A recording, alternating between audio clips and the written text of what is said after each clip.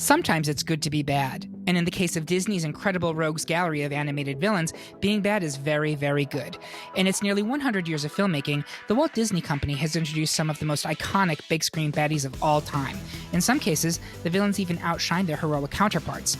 With that in mind, the great pop culture debate sought out to answer this question. Who is the best Disney villain of all time? I sold my soul to a sea witch, and all I got was this lousy podcast. I'm your host, Eric Resniak. Please help me welcome my panel of Disney fanatics. Stand back, you fools. Amy Pilot was invited to this party. Ha ha ha! Thank you for having me. Welcome back, Amy. Be prepared for sensational news. Bob Erlenbach is here. If you stay prepared, you don't have to get prepared.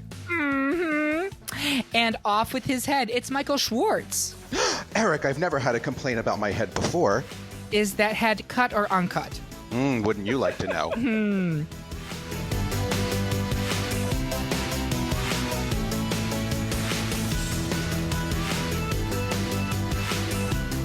So, before we get into the debate, how does this work? We made a poll of just about every Disney animated villain you could think of. For the purposes of this episode, we are limiting things to strictly animated villains, no live action, and they needed to be villains from the movies, not TV shows or animated shorts. Nearly 80 people took the poll, we tallied their votes, ranked them by popularity, and added them to a bracket. Now we argue about it and insult each other, all for your amusement. Want to play along at home? You can. Head to greatpopculturedebate.com and go to polls and brackets. There you'll find the downloadable listener brackets for this and every episode of our little show. Do your picks match up with our own? Do you think we've gone from hero to zero? Let us know by dropping a comment on this episode at our website or by yelling at us on Twitter, Instagram, and Facebook. And lastly, if you're curious about how we went from the top 32 down to the Sweet 16, become a Patreon supporter of our podcast. Our Patreons at the $5 level or higher get exclusive access to the warm-up/part 1 for each episode, in which we work our way through all of round 1. It's like a whole bonus episode for each topic and includes arguments you won't hear anywhere else. And it's also only one of our great Patreon perks, so consider supporting us on Patreon today. With that out of the way, let's see if we're all friends on the other side and dive into the debate. First up, we had a unanimous decision by our panel to advance ultimate number 1 seed Ursula from The Little Mermaid over 5 seed Mother Gothel from Tangled. Does anyone want to say anything about Gothel before we get her out of our hair? Michael? She is fantastic. Now, there's not anybody in the universe that could probably stand up against Ursula in this case, but Mother Gothel just gives us that great, narcissistic, all about me, maniacal villainous that we expect from a good Disney character. And, Tangled was that first, that step into the retelling of stories that Disney was doing that eventually gave us Frozen as well. But Mother Gothel is just she makes me smile every time that she comes up. And, every time I watch Tangle, I just I like her. Well, okay, Flynn Rider, but that's another story. Yes. Yeah, I know. The most debonair villain, Disney quote-unquote villain that there is out there. But Mother Gothel, she just takes the cake in that movie so well. I mean, narcissistic, a woman with a plan. I feel like you're talking about me. I feel very seen right now. But yeah, I don't consider Flynn, by the way, a villain. I think he's a rogue, a dashing rogue. But there you have it. Yeah, I mean, Gothel is great. She's just up against Ursula. And sorry, there's nothing you can do there. So next up, 3/4 of us preferred the pirate life of 2 seed Captain Hook from Peter Pan to the draggy lunacy of Isma from The Emperor's New Groove, a 3 seed. Michael, why do you yearn for Yzma? And I will find my sea legs and stomp for Hook. Go ahead, Michael. Okay. Yzma. Literally, Eartha Kitt. I mean, she just gives this such an amazing performance in this show, and not to discount Hook. He's an original Disney villain, very early on, goes in that classic Disney sense. But Yzma gives us that, very different feel in The Emperor's New Groove. She's a funny villainess. She really is after all of that power and she just wants to be in charge of everything. I think that especially playing off of her sidekick there, I think that they make a great combination of characters that give us such a warm, I want to love these villains that we start to get in these later Disney films. Because the early Disney films, nobody wants to like the villain. That doesn't come along until we're into the Disney Renaissance, where we start to want to like some of the villains that are out there. And I think that Yzma and Kronk do that together. They make such a great pair, like funny versus straight man kind of thing, that Yzma really deserves a place in the Disney pantheon of villains. It's interesting that you point out that we didn't start to really like the villains until the Disney Renaissance. And I'm trying to think back, like I'm thinking Little Mermaid. And I do think there's truth. Can anyone think of an example where there is an earlier villain that you did kind of root for? I can think of, obviously there's some now that you think back on, it's like, well, of course you root for Maleficent, right? Sure. Back then you probably didn't, but now, in 2020 and from here going forward, like, fabulous. But no, I can't think of any. Amy? Right, they didn't start to humanize their villains until the Disney Renaissance. They were strictly just supposed to be archetypal evil people that you didn't want to have anything to do with. And then when you get the Disney Renaissance, with Beauty and the Beast, with Little Mermaid, with Pocahontas, where that you actually can identify some characteristic about the evil villain that makes them feel a little bit more human. Amy, can you think of any examples? Well, the only one I would argue is actually Captain Hook and Smee. Like, his sidekick was lovable. Yeah. I mean, like, so they are fun characters in Peter Pan. He's certainly evil, but you also feel bad for him when he's getting chased around by an alligator. Like, so I think that he crosses that line too earlier on. Yeah, it's funny because I'm actually the one who's supposed to be defending Captain Hook. I just forgot that for a second. But one of the points that I had made is he actually is kind of, by the end of it, a little bit of a tragic character, in that, like, the alligator is coming for him, and he has this this utter fear of this alligator. But he's also like a fop, and he's a dandy, and like he shouldn't be threatening, but he's actually very threatening. Like, unlike and nothing against Yzma and Kronk, I do love them. I think Michael makes a great point that together as a unit, they work so well together. I think Yzma by herself really doesn't have any type of threatening element to her. She's just kind of there. I mean, she's fabulous, but she's not someone that I'm, concerned about. Whereas Hook can actually take someone out. He's got, the hand, he's got the sword. He has just a dashing sense of fashion. So I think he is someone that it makes sense that Peter is concerned about. I mean, he kidnaps Tiger Lily. He runs the kid off the plank. Correct? It's been a long time since I've seen No, absolutely. Like, he gets it mostly done. But by the end, you kind of do feel sorry for the guy because he's being tormented by this goddamn crocodile with a clock inside of it. I mean, that's great. So in terms of running around for votes, Bob, where are you on this? I actually kind of disagree with you. And I think that this pairing here with Yzma and Hook, I think they're both very similar in the fact that I never found either of them really threatening throughout the entirety of their films. I never really thought that either of them would ever succeed. Never felt threatened in that way to think, oh, this is actually going to happen. Where I think that kind of Hook and Yzma are very similar in that way. I think Hook is kind of the original classic that in Yzma could be modeled after in that future film, right? So I think always going with the classic, he's such a well-designed character. He's so interesting to look at. I know that she is too, but when you add that along with the voice talent that they had there, well acted, and I just think that it's really something that can't be denied is really the classic and really one of the villains that would have paved the way for future films. So I really have to give it to Captain Hook in this one. I will point out that I find a fault in my own argument in that when I say he's threatening, I do think that the Hook in the Peter Pan cartoon movie is threatening in that he actually does achieve a lot of his goals. But when I think of mostly the threatening, I'm thinking of Hook, the movie with Dustin Hoffman, who's genuinely terrifying in parts of that movie. Rufio. Justice for Rufio. Justice for Rufio. But I'm still staying with Captain Hook on this one. Amy, where are you? I just think that Hook is the more prominent character in the Disney world and has to move forward. Okay. And Michael, you're sticking with Yzma? I'm just going to say you're all completely wrong, and I can't wait till the Twitterverse comes for all of you. That's fine. I welcome it. Bring it. Bring it on. Another unanimous decision from our panel, with 1 seed Scar from The Lion King devouring 5 seed Lotso Huggenbear from Toy Story 3. In part 1, we did discuss how Lotso is a genuinely threatening villain, and it looked like he could actually win.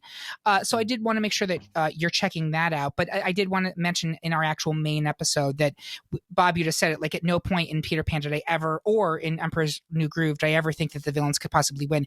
There is that moment in Toy Story 3 where you genuinely think that Lotso Huggenbear is going to get them. 100%. Oh, And so you have to speak on what a great character and great villain he is there, but it's up against Scar. And that's it's again, kind of like that Ursula versus whoever she is. Mother Gothel. Mother Gothel. Great characters, just the luck of the draw. And I think those are both 1 seeds that deserve to skate by, in my opinion. Yeah, that Lotso Huggenbear, that scene in Toy Story, you're literally watching that movie and you're thinking, is Disney really about to do this? Like, is this really about to happen? Because this is terrifying. And you tell that story, I know you took Addison, I think, right? Yeah. Your niece to see it, and she was just like, Uncle Eric, what's happening? Yeah, it's true.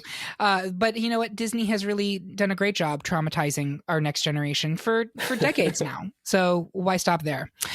Next up, original villain, Evil Queen from Snow White, a 3 seed, had no problem canceling the Thunder from Down Under, Hades from Hercules, a 2 seed. So that's a unanimous victory. But Amy, you wanted to talk about the importance of Hades in the overall Disney villain pantheon. I do think that it's worth just the note, and I just as we referenced Hook, while all of these were based on the animated films, I think you have to take into consideration into some of these, when you think about them, how Disney has adopted these characters and who they consider to be their villains.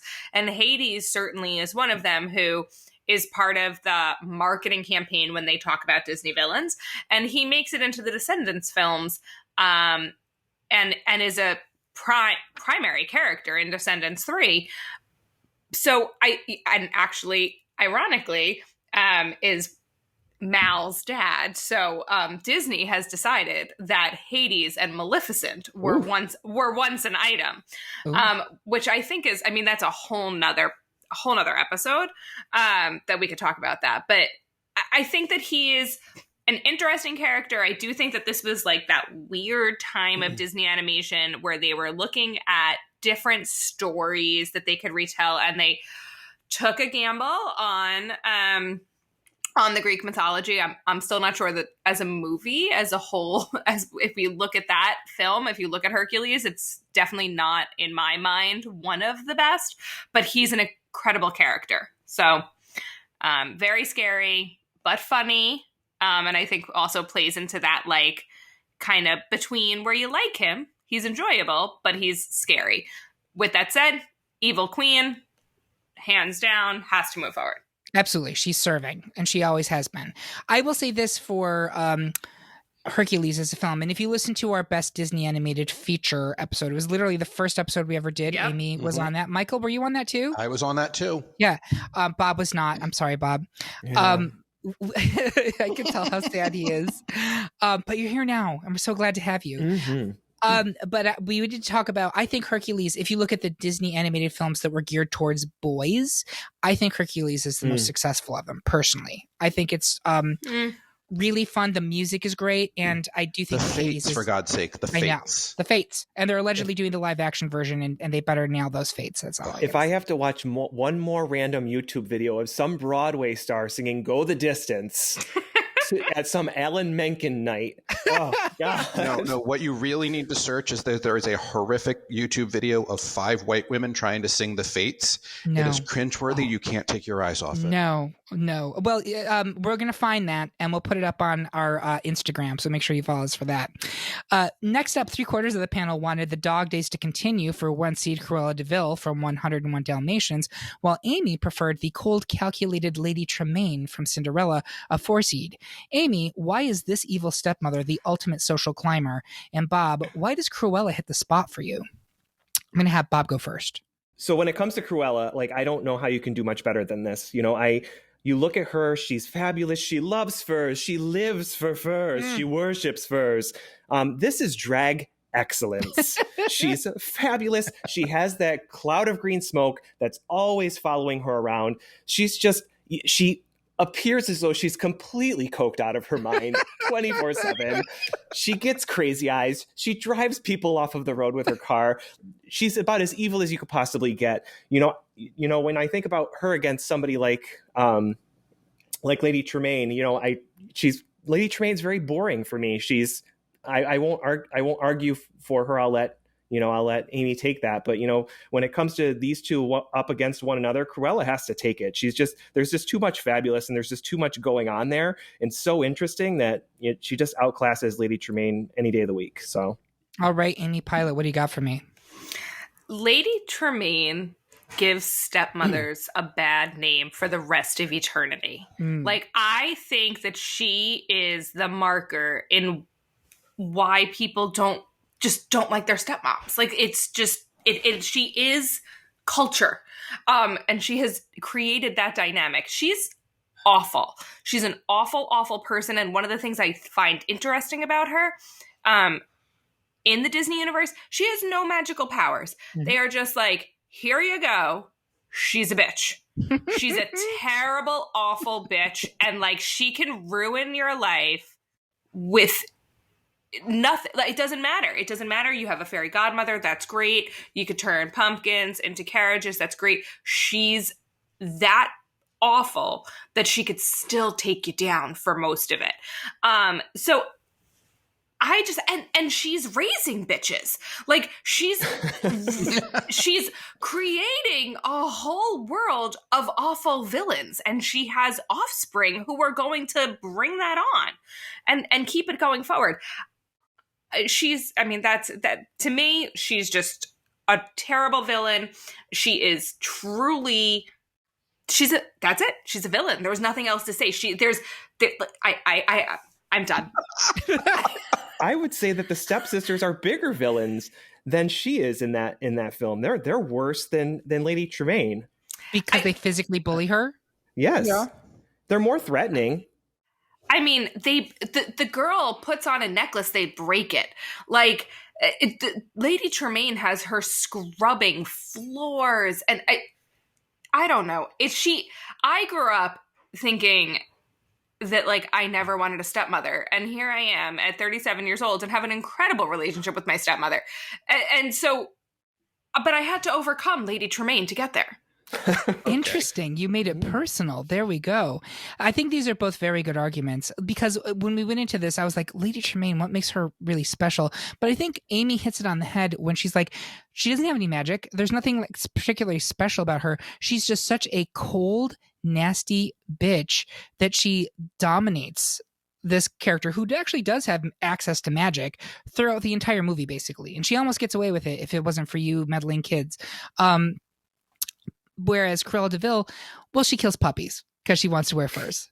And that's terrible. She runs people off the road with her car. I have to say, I actually give her points for that, because I feel like we could use a little bit more of that today. But you're not so tough without your car. But for me, if I have to choose between the two of them, it's hard. This is a hard one, because like Lady Tremaine's giving me that cold, hard B. Arthur energy that yes, right. Mm-hmm. And I think that Cruella is giving me that like Liza Minnelli, absolutely out of her mind, Lucille 2 type of thing. This is hard. Michael, where are you? So when you put these two together, they actually make the perfect Disney bipolar villain for me. Is that Cruella is so manic that she is like this absolutely active villain, whereas Lady Tremaine, and honestly, for most of our lives, we all just referred to her as the evil stepmother. Lady Tremaine was not a name that we actually used for her. Sure. She is just this more like passive villain to me. She originates back in when the 50s that this was made. She makes the original resting bitch face on screen. Yes. For us. And like I absolutely see where everybody is coming for this, but hands down, in terms of overall Disney villains, it's gotta be Cruella de Vil. Mm-hmm. Okay. So that's Go ahead, Bob. I think with Lady Tremaine, she's measured, right? I think there's a predictability to what she may do in certain circumstances. I think Cinderella should have been able to catch on to her a little bit more as to some of the terrible things. Oh, go up to your room and go grab this. Oh, I'm going to lock you in it. Like, duh, Cinderella. Right. She's a deranged bitch that's going to do that to you. Get right? it together, right? Where there's this unpredictability, to me, there's an unpredictability to Cruella. Like, you don't know what she's going to do. She could fly off the handle. She could slap you across the face or throw her drink in your face. I would love that. But like, I think the unpredictability to me is scarier. It's more frightening. It's like, gosh, I don't know what the hell could happen here, versus sitting next to a bitch who I know is going to, shank me the next second she can. Right. Agreed. Actually, go ahead, Michael. And I was going to just throw in there with the attempt to humanize her, even in the Disney Cruella that was just released, she still comes across as like absolutely like batshit crazy, even in this attempt to kind of humanize her. I just picture that an attempt to like humanize, like do a Lady Tremaine film, which I think that they're in like trying to develop and everything. It doesn't seem to me that it would be nearly as exciting as the Cruella film.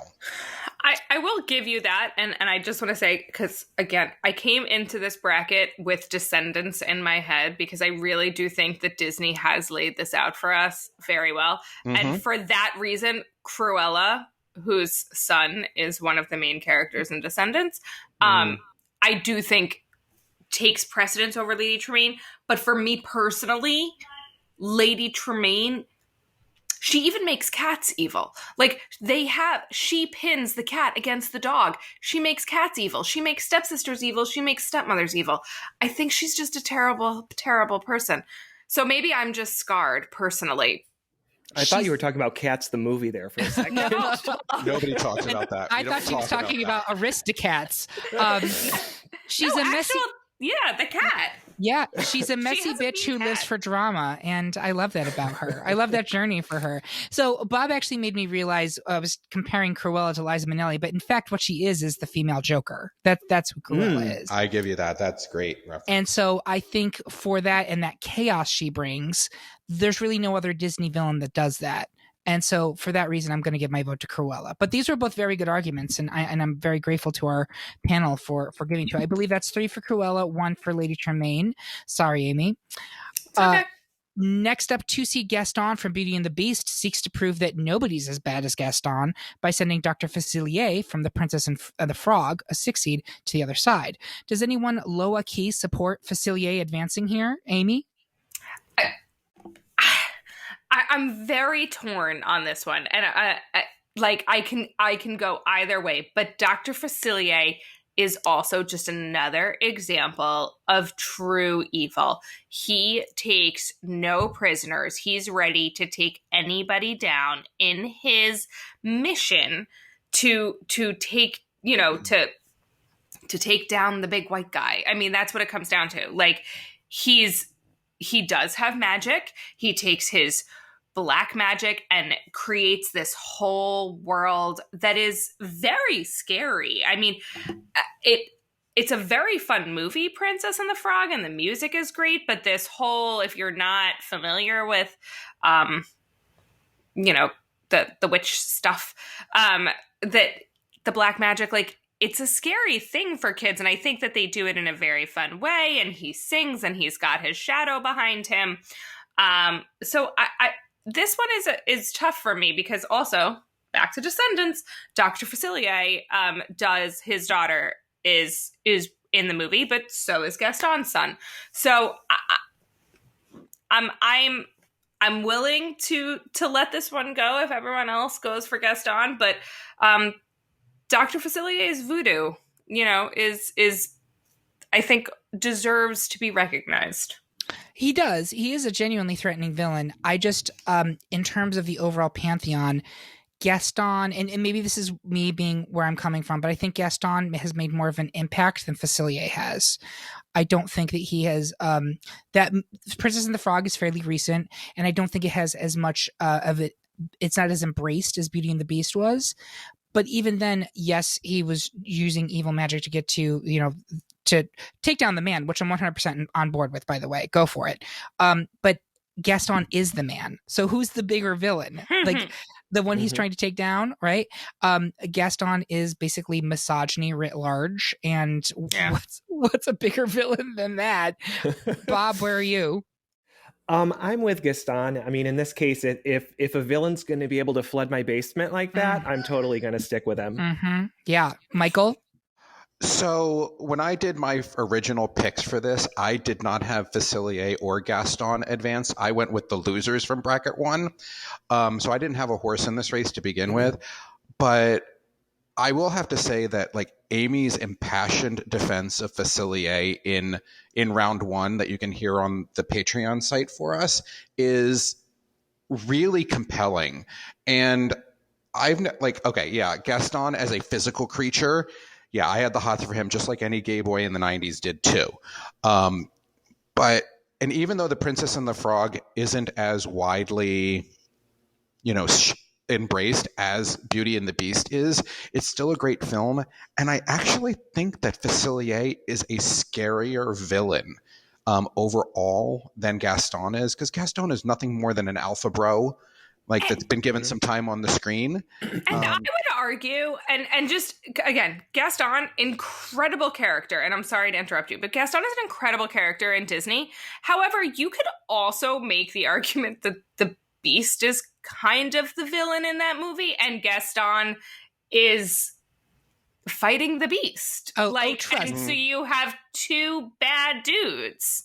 Welcome to Amy, my round 3 debate. Helping me there. Yeah, welcome to my round 3 debate, because you could make the argument that the Beast is a villain. You could also make the argument that, frankly, Belle is the villain of Beauty and the Beast. So we're going to get into crazy old that. Maurice. That man who Stockholm bakes syndrome the stuff going on there. I'm good. Exactly. Marie, the baguettes. But I'm actually going to go with Amy on this one, and I am going to vote for Facilier. That is okay. We would be tied, and it ties in a episode that has seeds. The higher seed wins, which would be Gaston, because he's a 2 seed. I understand that, but I still think that people need to embrace Princess and the Frog and give that a good rewatch. I think that's correct. Absolutely, 100%. I'm hoping when they do the redo of Splash Mountain and they make it the Princess and the Frog ride, it will help to bring that audience to a wider audience. That movie to a wider audience, because I don't think it got the credit that it desered. I agree with that completely. Can I just interject a really funny story for 1 second? Absolutely. I just want to tell you all that my daughter, who is turning 6, just heard this weekend in the car. She heard the Be Our Guest song once again. She's heard it a million times. And she goes, "Oh, I get it now." And I said, "What do you get, honey?" And she goes, "Belle is their guest. She's like a guest at the Beast's hotel." And I was like, not quite there. Yeah, kind of like a guest. And she was like, "Yeah, it's like a guest at the restaurant." I'm like, "Okay, all right. We'll come back to that when you're older." Yeah. A guest who can't leave. A guest at Hotel California. So again, is Gaston the villain, or is it the Beast, or maybe it's the Candlestick? Who knows? But who knows? Once you check in, you never check out. That's right. You can check in, but you can never leave. Or check out, but you can never leave. All right. So we are going to advance Gaston. Moving on, we have another unanimous victory, as 1 seed Jafar from Aladdin didn't need any magic to dispose of a different kind of urchin, 5 seed Sid from Toy Story. Michael, you're a teacher. Talk about Sid and the appeal of misspent youth. Oh no, this is more than misspent youth. This is years and years of therapy that Sid is going to need to become an integral member of society at some point. No, I mean, I absolutely went for Jafar because I think that he is here, but Sid does need a say in things, in that he is just twisted, and as an adolescent, he is finding inappropriate ways to really express his emotions. And those poor toys and how tortured they are. I mean, this is the kid that probably started by pulling the wings off of flies and killing ants with a magnifying glass, and today is your friendly neighborhood sociopath. But Sid is actually, the way that they portray him is actually kind of scary in this film. And when we all saw original Toy Story, it was just all happy, you got a friend in me, all of this. And then you got Sid. This is a film that didn't necessarily need a villain. So I feel like that they put him in to give him that pop that every Disney film needs. It needs a villain of some sort, but this one didn't need one. And Sid really fills in that void very well when they developed that character. I see that. I hate looking at Sid in the movie. Like, physically, I do not like to look at him because he creeps me the fuck out. Mm-hmm. And in terms of the character that, like, destroys the toys, I mean, that is my older brother. Hello, Brian. You'll never listen to this. But, like, the similarities between the two of them are a little too close to home for me. So I'm so delighted that he's leaving the bracket in a unanimous victory. See you in hell. Finally, in round 2, a battle of women who pay close attention to manners. 3/4 of us want 2-seed Maleficent from Sleeping Beauty to keep us under her spell. While Michael isn't playing, he wants 3-seed Queen of Hearts from Alice in Wonderland to take the throne. Michael, explain why hearts suit you, while Amy argues why Mal should keep dragging our hearts around. I'm going to have Michael go first. I know I'm not going to win this, but not only so when it comes to the Queen of Hearts, not only is she just a fantastic maniacal character where we look at the source material itself and, Lewis Carroll's drug-induced exploration of Wonderland and everything. He was on drugs? I'm just kidding. If anybody didn't know that before this, please go back and reread your Carroll biographies, because literally, I think he was on more drugs than most rockers in the '60s were. He's straight tripping, boo. Oh, he was. But the development of the Queen of Hearts as a character, and literally a homicidal character, which I think that she's the first, and I'm not 100% sure about this, but I think she's really the first truly violent villain that we have. Not where it builds up and then there's this big final battle in the end, but the Queen of Hearts right from the beginning. And that's why I chose my quote as the intro. It's off with our heads. That is where she starts, and she gives us that 11 the entire way through her entire performance. There is no variation in her whatsoever. And, poor Alice trying to figure it all out. Well, that's another story. But I just think the Queen of Hearts is very underrated as this Disney character. I also just the Queen of Hearts is just very personal to me as well. When I'm 13 years old and Alice in Wonderland is the first play that I do on stage, and my best friend was the Queen of Hearts, and I was the Griffin, and it was a whole thing and everything. But she just has a personal place in my heart as well. And I needed to make sure that she got some say in this and everything. The first round was not necessarily a big thing because it was her up against Syndrome from The Incredibles, which I think was an easy win for the most part. But up against Maleficent, it's a hard one. But I am here for the Queen of Hearts. And Joanna, you'll never hear this, but you are still my Queen of Hearts. Oh, that's very sweet. Amy, well, before I go any further, Bob, are you going to vote for Maleficent here? I am not. You're not going to vote for Maleficent here. Wait, what? Bob? Okay. All right. Amy, go ahead then, because I want to hear this. Amy, go first. Okay, then Amy's flabbergasted. I'm letting everybody know that this, I'm out. I'm gonna leave the podcast if this doesn't. So let's just start with the word maleficence. It is actually the act of committing harm or evil. It is a harmful or evil act. Maleficent, the character, is evil personified. She is, they went into this and they were like, well, what's the worst thing we can call her? We can call her evil. She is evil. So she is ruthless. She's dark. She's physically dark. She has horns. She's terrifying to look at. And girl didn't get invited to a party. and took everybody down. She put them to she was like, I'm gonna set a curse because I wasn't at a party. evil. She is awful. She makes you think about who you're inviting to your next function. Like, I mean, even just the concept of like what she's gonna put her to sleep. The Aurora lives in the woods for 16 years in fear of the girl that didn't get invited to the party. I mean, this is like the worst high school drama that's ever happened.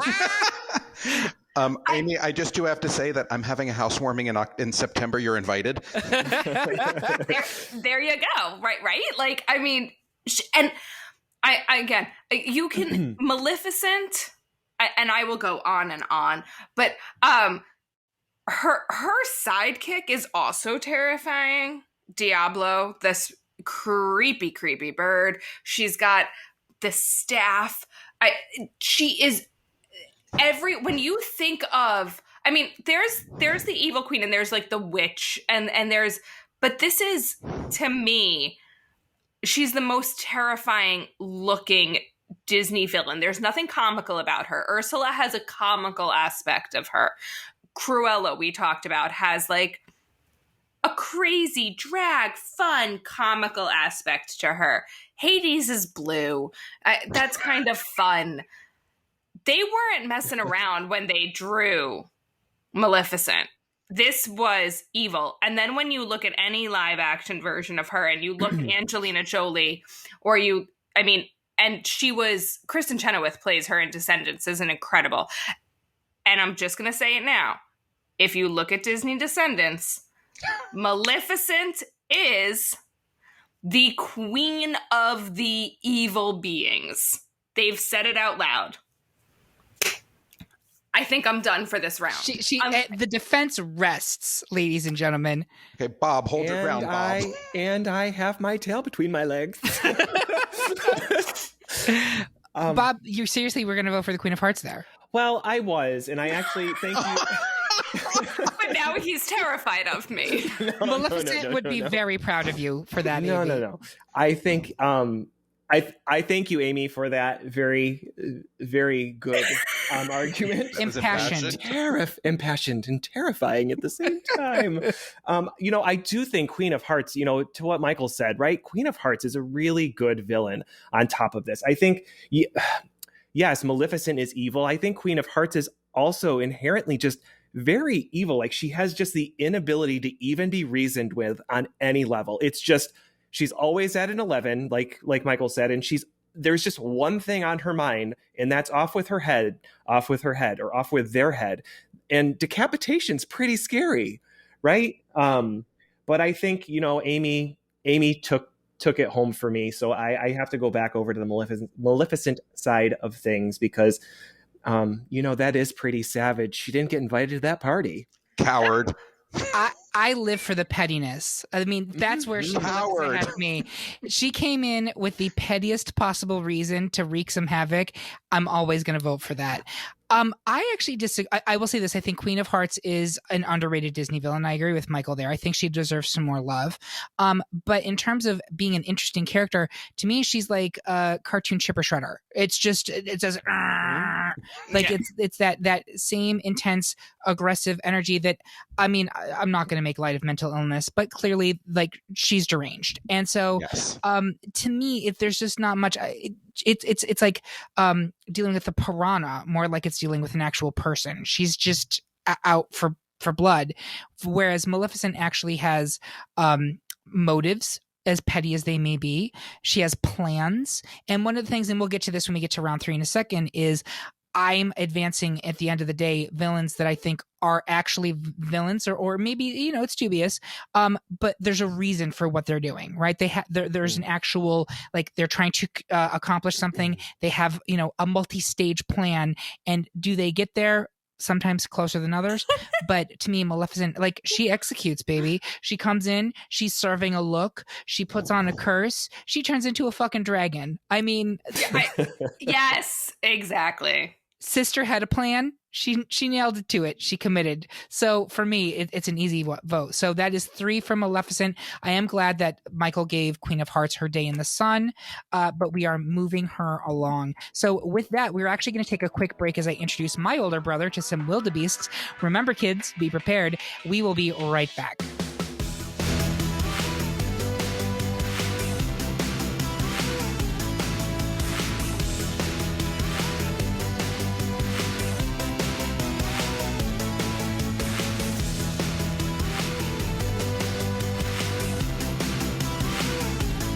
Hey, Kate. Hey, Eric. So I heard, and this may be true, that you were actually the Great Pop Culture Debate's very first Patreon subscriber. Was I? You were. You're not only a panelist, you're also a founder. Also a founder. I mean, it does give me a feeling of joy to contribute towards high quality podcasts like the Great Pop Culture Debate so that, you know, like I get swag. Yeah. What kind of swag do you get? You get a button.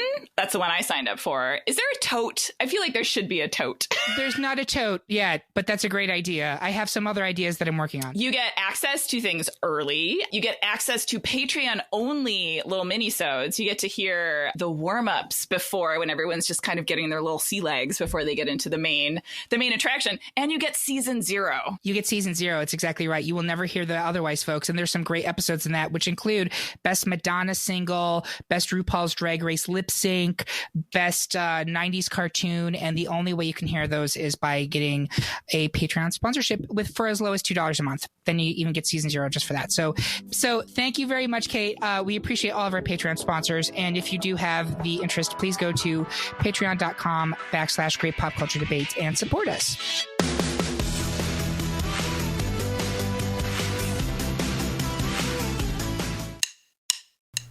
Hey, I'm Karen. And I'm Aubrey. And this is Chicklit, a literature comedy podcast where we enjoy getting lit and talking about books that spoke to us as young adults. Yeah, Book It was dope as fuck. Yeah, I did used to get the little personal pan pizza. Yes. Oh my god. Just for you. Yeah, nobody can take that shit, dog. But we also cover movies with special guests, and it can get pretty crazy. I'll make a controversial statement. I will take this over Space Jam. Is that controversial? People love Space Jam. We might have to stage a fight. So if you enjoy YA fiction, that fool of a fairy, Lucinda, did not intend to lay a curse on me. She meant to bestow a gift. Boozy beverages. Little shot of Bailey's in your coffee. Coffee, pizza, and Bailey's goes together like... Doesn't go together. Like it doesn't go together at all. And the power of friendship. I'll be like, I bought you a Christmas present. And she'll be like, what'd you get me? I have to know. Tell me right now. And I'm like, Henry no. gets so irritated because I'm like, do you want your present now? And he's like, it's like October. No, I don't. Then we're the podcast for you. We've been best friends for over a decade, so join in on the fun and grab a drink, y'all. January 6th at 1:15 p.m., the day that Dry January died. And we are back for round 3 of our best Disney villain debate. Before we get into the Elite 8 matchups, I want to ask my panel, where can people find you on social media so that they can yell at you and not just me? Amy, what are your socials? My Instagram's very easy, at Amy Pilot, but that is pilot with 2 T's, like an airplane pilot with an extra T. It's mostly photos of my children, but it depends on like how close we are to election season, and then the vibe changes. So 100, hear that. Adorable Absolutely. children. Yes, they are Thank you. adorable children. And there are some great Disney photos on there too. Am I right? Oh, there's a lot of Disney photos. They come back. That is my typical throwbacks. Bob, how about yourself? You can find me at DisNerdBob at pretty much any of the socially things like Twitter and Instagram, where you will find pretty much just reposts of Great Pop Culture Debate stuff. Yeah, and we love you for that. Thanks. And what about you, Michael? You can find me on Instagram and Twitter, but there's not a lot on Twitter. It's mostly Instagram at Therax, THERAX 329 on both platforms for you. I'm old, so I'm a late adopter to practically everything. Yeah, and I'm right there with him. I'm also old, but you can find me at Eric Resniak on Twitter. That's ERICREZ as in zebra, S as in snake, N as in Nancy, YAK. Thanks, Mom. And also on Instagram, or you can just message the @GreatPopCultureDebate account on Insta. If you DM me there, by the way, I will gladly send you a copy of my X-rated Gaston commission sketch, but that's only for those that are 18 and older. Thank you very much. I'm not even joking. Amazing. It's amazing. And it's one of the multiple incredibly filthy commission sketches I have up in our bedroom. So maybe we'll reveal some of those for some of the other relevant topics. And don't forget, if you follow Great Pop Culture Debate on Twitter and on Instagram on Saturdays, you can see what all of our panelists are excited about in pop culture with our Culture Club every Saturday. That's correct. Yeah, we do it every Saturday. You learn lots of cool new things. I learn stuff from it. So check that out. So on to the matchups. Ultimate number 1 seed Ursula remains large and in charge, chunky yet funky, fishy but not squishy, as she feeds 2 seed Captain Hook to that infernal ticking crocodile. Anyone changing their votes there, or is it still unanimous in favor of Ursula? Michael? It's the Sea Witch for me. And how about you, Amy? Yeah, I'll stick with her. She's fun. And Bob? If I argued that Cruella was drag excellence, this is drag supremacy. So I'm going to stick with Ursula. Absolutely. We're going to save all those heady Ursula debates until we get to the final round, I think. I will say this for Hook. I mentioned this briefly in the previous round, that while the Disney animated version of him, which is what we're judging, is lovely and delightful, I do want to give a shout out to not just Dustin Hoffman and Hook, who's legitimately terrifying, but Christopher fucking Walken in the NBC live musical version, which was a tour de force of crackery. Like, I can't even. The only good part of that whole terrible production was Christopher Walken just mugging every second of it, and I'm grateful for it. Doing his best Christopher Walken. It's Seriously. Yeah, Christopher fucking Walken, yeah. Christopher Walken as Captain Hook. That's what it was. We are not unanimous in the next matchup, as 3/4 of the panel continued to take pride in 1 seed Scar, while I am going old school with 3 seed Evil Queen from Snow White. I'm going to go first. Who would like to speak on behalf of Scar here? Wait, I just want to say, I'm not sure that I'm Scar here. Oh, good. Okay, great. Come to my dark side. I love it. Who does want to speak for Scar? Is it Bob? I can speak on Scar. Speak on it. You know, this is a really good pair up, right? You have Evil Queen. She's like the OG, right? She's the original scary villain. But, you know, Scar is kind of next level. There is a certain point of the film where Scar is successful in his quest. Evil Queen is never successful in hers. She tries and tries and tries. But Scar wins after he kills Mufasa, and Simba is driven away by him. More like Bufasa. That's all I'm going to say. He has rule over Pride Rock. And, you know, he's obviously a very Shakespearean villain. You know, obviously it's the Lion King. So he has high intelligence. He's incredibly smart. He's really, for most of his life, he's really playing the long game here. He's super patient, super calculating. It's very scary. He may not be like the most threatening villain physically. He's not at all. But really somebody so calculating and so manipulative and just so smart, which you can see in everyday life as well, is really scary, over the Evil Queen who just wants to kill the other pretty girl. Which, again, you know how much I love pettiness. Scar is a great villain, and I'm not going to say anything against him because he's terrific. If I had to compare him to other pop culture villains, I would compare him to Emperor Palpatine from Star Wars, because as Bob correctly pointed out, dude had a long game and he was actually successful. Like, he got the job done. He was terrible once he got what he wanted, but does that matter? You still achieved your goal. Kudos to you, Lisa. Like, I stand by that. In terms of the Evil Queen, though, I can't knock her down because she is the first, and in my opinion, she's still one of the scariest. I was talking about in the previous round how Maleficent commits to a look, but my girl, the Evil Queen, commits to a look. She was going for that Meryl Streep, Charlize Theron, Nicole Kidman Oscar by going full on hag, and like, you couldn't clock her. And we have had other evil stepmothers on this list, but none of them actively tried to murder their stepdaughters because they thought they were too pretty. I mean, that's really evil. And I think it's great. I think also the design of Evil Queen is peerless. Like there is something that's very chic about her, but still instantly, this is a bad bitch. And I think she's a great character. I would love to see them do more with her in the Disney universe. I mean, we're coming up on the 100th anniversary of Snow White. They've got to be planning something. And I know she was a main character in Once Upon a Time, and I actually really like that actress. But I think she's great. It's just, is she better than Scar? Amy, do you have anything to add there? Scar is really scary because he's a lion and he kills his brother. But Evil Queen, this goes along with my same argument about Maleficent. Like, this is pettiness. Like, she wants to be the most beautiful in the land, and she's going to kill for it.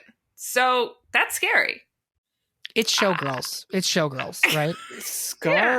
Scar is a greater threat to more, right? Like he's a threat to an entire, country, ecosystem, really. Ecosystem, correct, Yeah. right? Like there's a scene in that movie that makes you just look at it as like, okay, there's Hitler, right? Yeah. Like, Evil Queen, just again, it comes down to that. She's prettier than me, so I need to kill her. It's very Lifetime original movie, like Mother, May I Sleep with Danger, that sort of thing. Or, she would kill somebody to get her daughter on the cheerleading squad. Yes. That sort of thing. That's exactly who she is. It's Meredith Baxter Burney. Yes. 100%. The Betty Broderick story right here, right now. Oh, Michael. Long Island Lolita. Michael, what about you? So I'm going to refute something that Bob said before. He's like that Scar actually achieves his goal for a short time and the Evil Queen does not. But I mean, the ultimate goal is that she's the queen. That's her goal. She wants to queen and she wants to stay the queen. That's why she does need to kill Snow White. But Scar does kill Mufasa. Very Shakespearean, very Hamletish kind of thing going on there. But the personalities of them, when you think about it, when people ask for a Disney villain, I think that more people are overall going to come up with Scar over the Evil Queen. We get this Disney Renaissance and, Lion King comes along in 94. It's kind of one of the first, like, kind of true-ish stories that they do. They do based as Shakespearean. I mean, The Little Mermaid is obviously based on the Hans Christian Andersen story. Beauty and the Beast has been based on a French fairy tale and everything like that. Aladdin is kind of the same, but it does come out of a different storyline. But The Lion King is really it may be formulaic in a lot of Disney ways, but it is a bit more of an original story for us, even though you get those Shakespearean overtones for it. I am going to stick with Scar on this one because I think that he is definitely the scarier of the two in terms of just personality wise. There is that narcissism that's there, the martyr that he plays against his older brother who stole everything from him, and he really is smarter than everybody else and should be in charge. I feel that personally on an everyday basis. So that actually makes me lean towards Scar. But so that's, Amy, are you sticking with me on Evil Queen? Yeah, I'm going to go Evil Queen. Okay. It's still ultimately, we have a 2 and 2, a split, which means we go with a higher seed and Scar is a 1 seed. Evil Queen is a 3. Okay, so fine. I think that I know that Scar is going to advance there. Next up, one of them loves fur and the other is naturally covered in it. It's 2 seed Gaston from Beauty and the Beast versus 1 seed Cruella de Vil from 101 Dalmatians. I am so eager to talk about Gaston. I've been kind of holding on to that for a while, but would anyone like to say anything more about Cruella, who we've discussed at length at this point, I think? Again, I'm just going to point out that in this case, I think that Cruella is still the more actively engaged villain, where she's got a point of view. She wants to go for it. She's not really driven by any outside forces other than her own desire to have a fur coat made out of Dalmatian fur. Whereas Gaston is more of a reactive villain, like, oh, here I see my opportunity, but the Beast is really the one driving his overall personality and his overall response to everything. Cruella is truly a more original Disney villain when it comes down to it. It's a good argument, Michael. She understands fashion and she's willing to kill for it. So, she's modeled on Tallulah Bankhead. I think that's an interesting little factoid about her. But yeah, I think I've argued on her quite a bit. But let's hear what you have to say about Gaston first to see if any of us need to argue a little bit harder for Cruella. I am curious, Amy, where are you coming down on this right now? I'm probably gonna. I'm leaning Cruella just because I'm still not convinced that Gaston's entirely the villain in Beauty and the Beast. But I'm open-minded. Okay, and Eric, here's just make sure you go slow so the audio crew can bleep out anything that you're about to say. It's okay. This is a blue show. But in all seriousness, I am okay if Gaston goes out at Elite Eight because I think he's had a good run, and You'll I actually comfort him. Exactly. I don't disagree that if we're talking about active villains versus reactive villains, you got to go Cruella here. But here's my argument on Gaston. Gaston being the villain at all is actually pretty progressive for Disney. In earlier Disney movies, he probably would have been cast as the hero, right? Like the strong, chiseled, strong guy coming in to save the damsel in distress. And the fact that he's basically shown very clearly in the movie as being a total dick and the type of guy that women should be afraid of and that every community should reject. It's actually really bold, I think. And again, that's part of that Disney Renaissance where it was a whole different way of telling stories. He is now getting his own prequel series on Disney Plus. I understand that we can't technically take that into consideration yet because we don't know what it's going to be. But I do think that Disney pays close attention to which of its villains are the most interesting from marketability standpoints. And I'm not surprised that they're going that way with Gaston. Of course, it's a draw because Cruella already had her biopic, right? I have a very strong affinity for Gaston, who was released just as I was coming into my psychosexual development, and it set me on a path of dating terrible, terrible men for literally decades. And so I can't turn my back on him now because he made me make so many awful choices, and none of which I regret. There is that great slideshow that you can find if you Google it, Reasons Why Belle Should Have Picked Gaston, that like goes through all of his many wonderful qualities. Like he has a flair for decorating. He is very much on an egg-based protein diet. So, he takes care of his body. But ultimately, I would argue that is Gaston the villain of Beauty and the Beast? You could make an argument that Belle is the villain of Beauty and the Beast. She's this stuck-up, condescending girl who thinks that she's better than everybody else in her podunk town, and then she gets kidnapped and is held against her will, and she's like, yeah, that's the guy for me. Like, what are we teaching our young ladies? You know what I'm saying? And that's my rant on Gaston. So did I change anyone's mind? I'm going to guess no. Not me. No, but Gaston reminds me of a story where I was at Walt Disney World recently with Eric Resniak, and we were getting into line at Toy Story Mania, and the employee of Disney that was working there saw a gentleman walk by without his mask on. This is COVID times, people.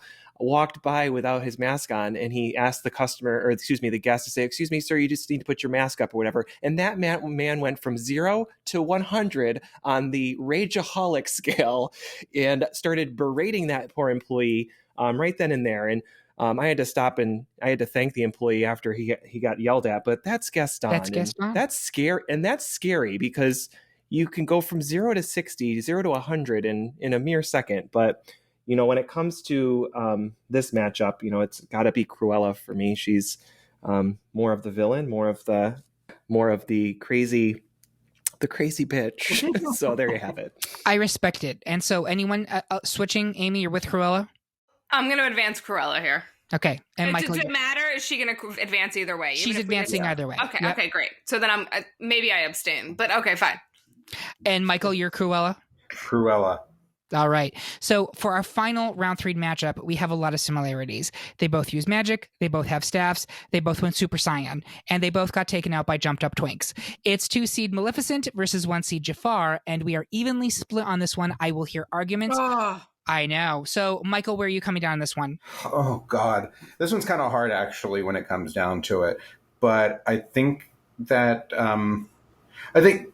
Jafar kind of really put the gold digging evil mastermind on the Disney Renaissance as like this is his stamp on it.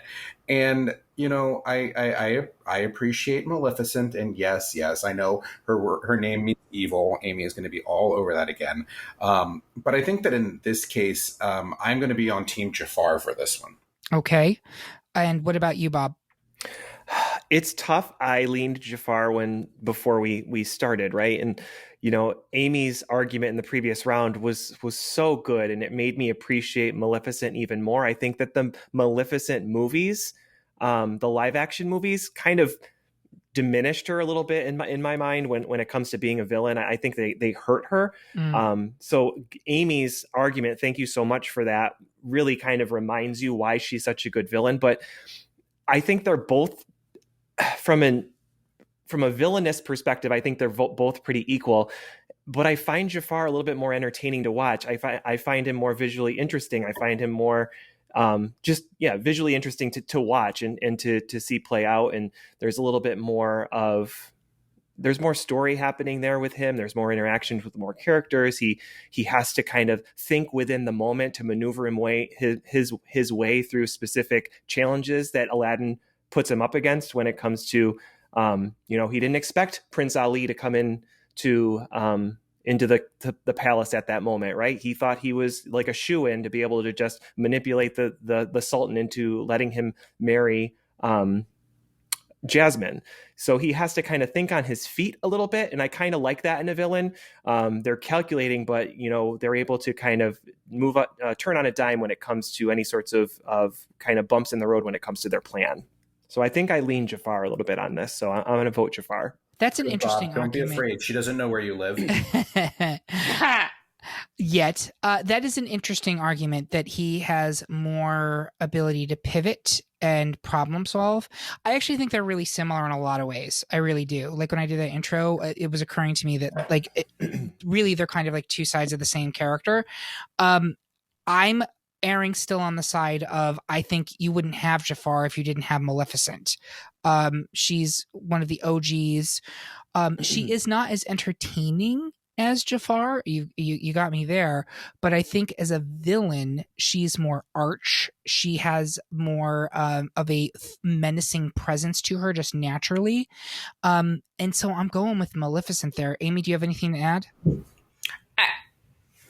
I would build upon the fact that you wouldn't have Jafar. Like 1959, the fact that Maleficent stands her ground, I mean, in my opinion, demolishes, but like stands ground against the Disney Renaissance, the Ursulas. I mean, that came so far after her, well beyond she was created simply as the villain.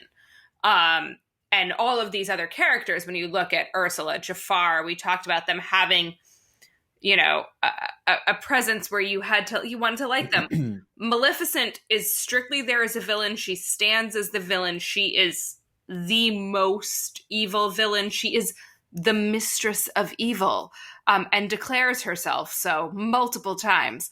So, I'm out if this doesn't go out.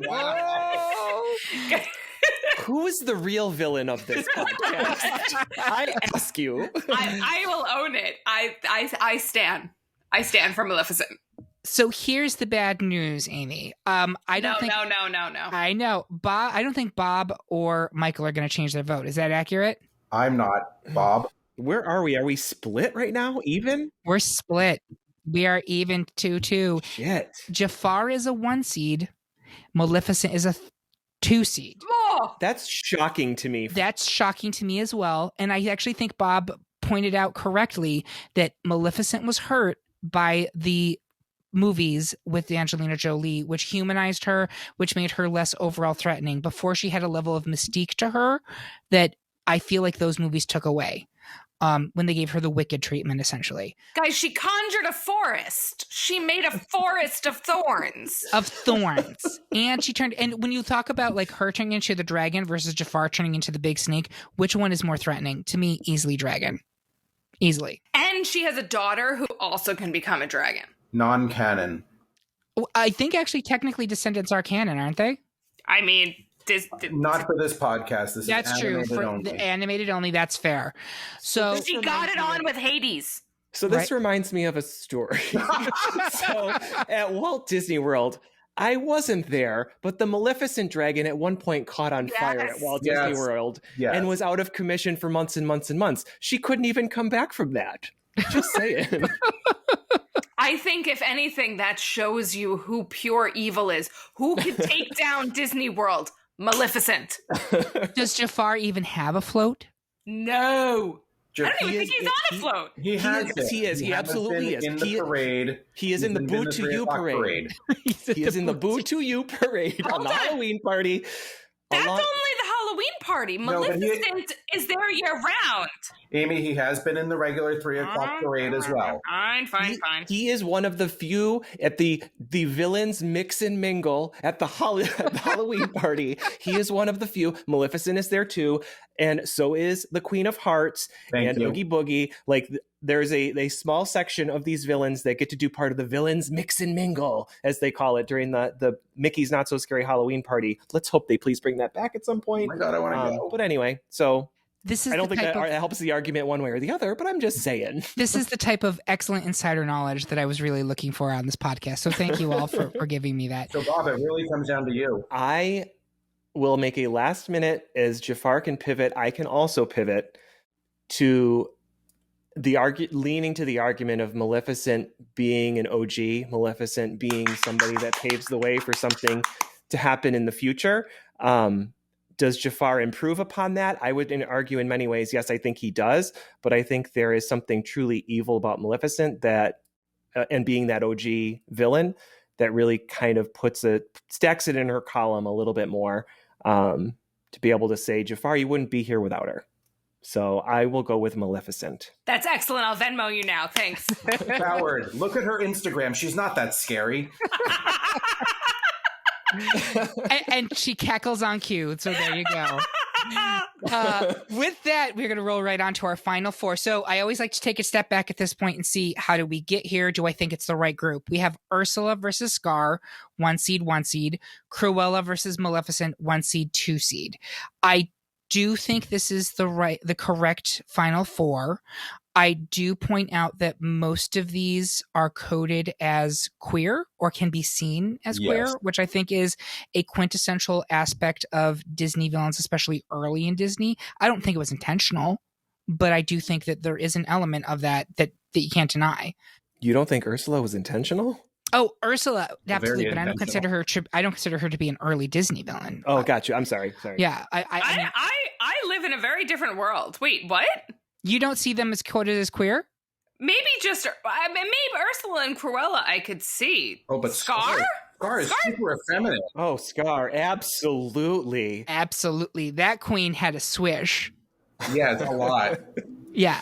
The other thing I'd like to point out, Eric, is I think this is really telling too, is that on the left-hand bracket, we have 2 Disney Renaissance films, and on the right bracket, we have 2 classic films. Yes, I think that's correct, honestly. I think this is a very good final 4. I agree. So with that being said, and Amy, we can talk more about how we think that a Scar and Maleficent are coded as queer if you want, but let's dig right into this. Ursula versus Scar, I'm going to go around the horn. Bob, which one are you picking first?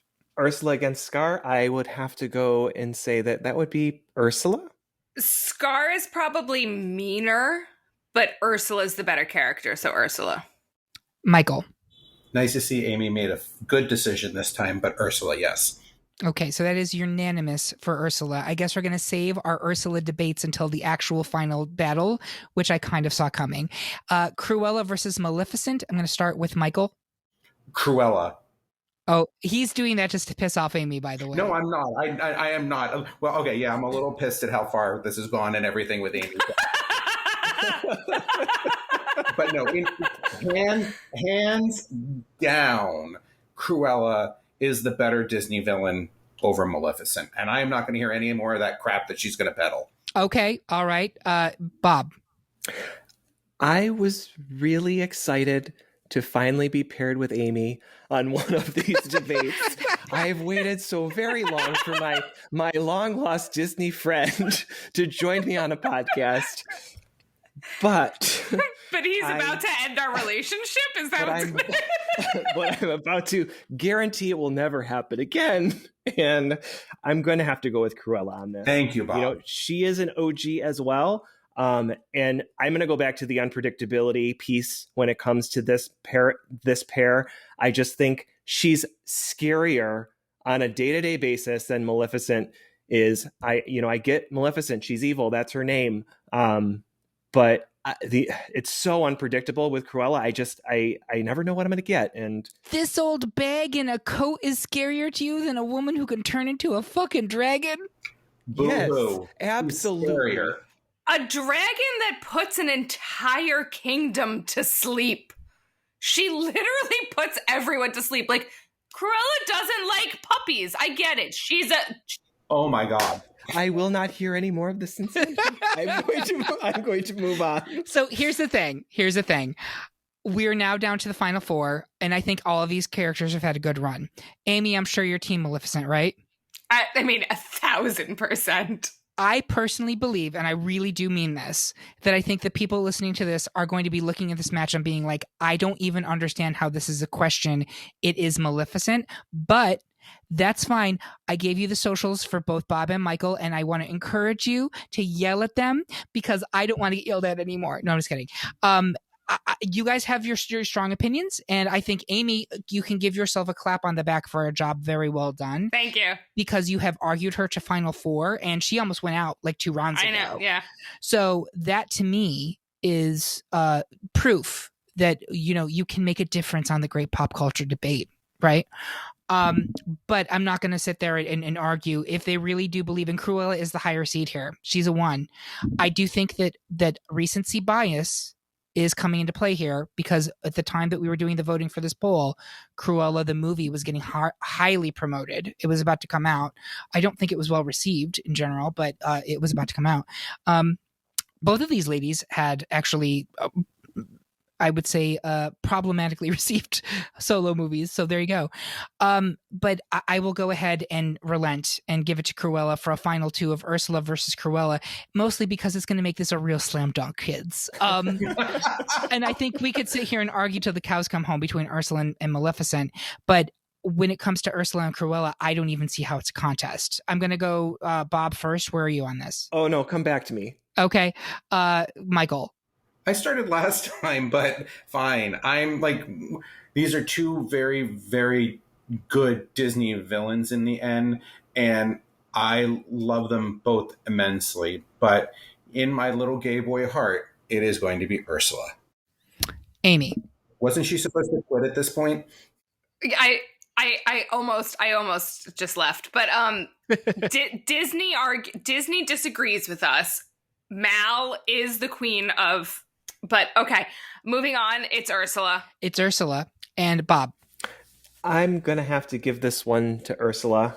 Okay. But we haven't even discussed her. So we have to actually discuss her. Exactly. So why do we think that Ursula has basically skated through this entire podcast with literally like no serious competition? And if I have to think about villains that are obviously evil in their plans, check for Ursula.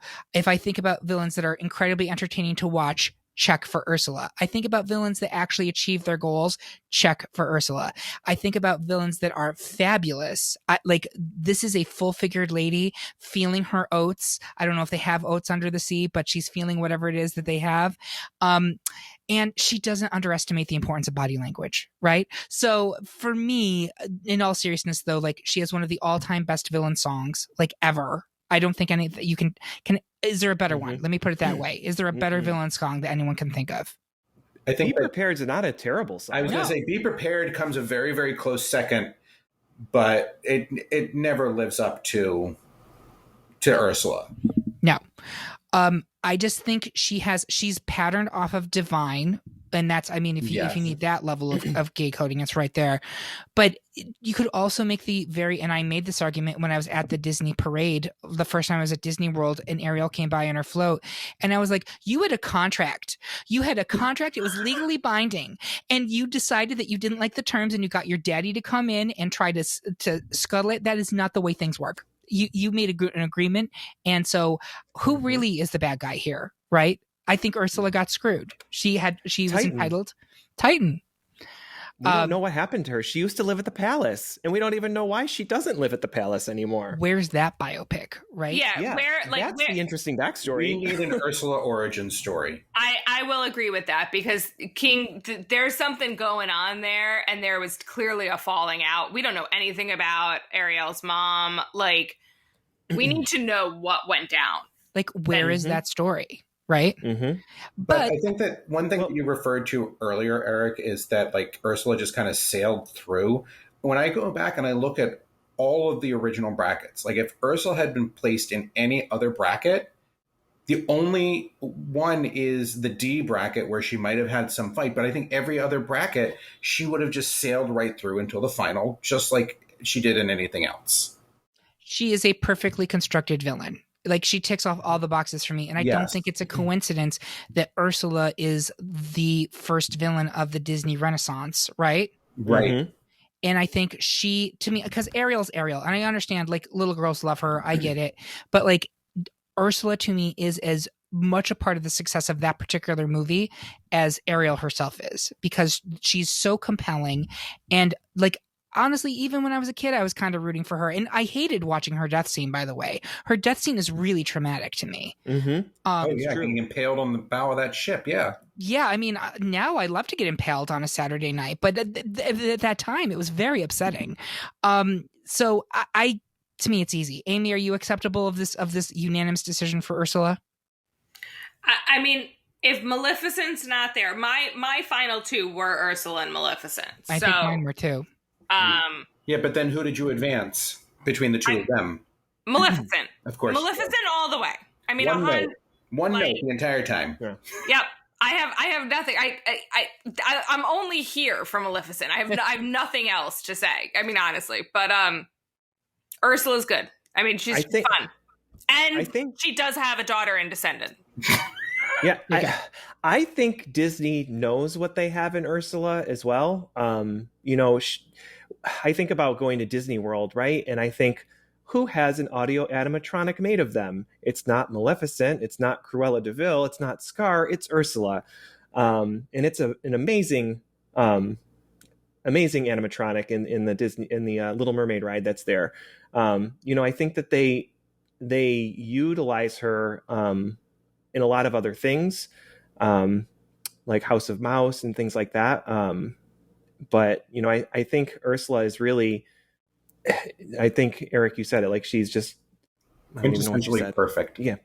There's nothing to say about her that's not villain, that's not perfect, that's not perfectly constructed or perfectly designed or thought out. So I will say, if you've ever seen the viral video of when Ursula's head fell off of that animatronic. Oh, I love that video. I love that video. It's so good. That is terrifying. And also, the original, they just redid the Snow White ride in Disneyland, but I have nightmares still to this day oh my God, I know. of the Snow White Disneyland ride of the evil queen popping out and scaring the life out of me as a 3-year-old. That whole ride was designed to do that. It's just like she pops out of every fucking corner. Every corner of that ride was just meant to torment children. Like, it was like when they didn't really know that this was going to be a family-friendly theme park. Mm-hmm. But I will say, every time I go on the Little Mermaid ride, I kind of cross my fingers that Ursula's head will fall off. And it hasn't happened yet. Yep. Same. Yeah. But there you have it, folks. Our pick for the best Disney villain is Ursula the Sea Witch. Do you agree? Do you think we need a hero? Tell us how you really feel by leaving a comment on this episode at greatpopculturedebate.com, or find us on Instagram, Twitter, Facebook, or YouTube. While you're there, make sure you subscribe and follow the podcast so you can hear about what new debates are coming up soon, vote in open polls, and even decide which topics we tackle next. I want to say thank you so much to my panel. You may be villains, but you're always heroes to me. And thank you for listening. If you loved what you heard, please consider supporting us on Patreon, where you can get even more exclusive content, and you even get episodes a whole day early. We hope you had a good one. And remember, everyone is entitled to their wrong opinion.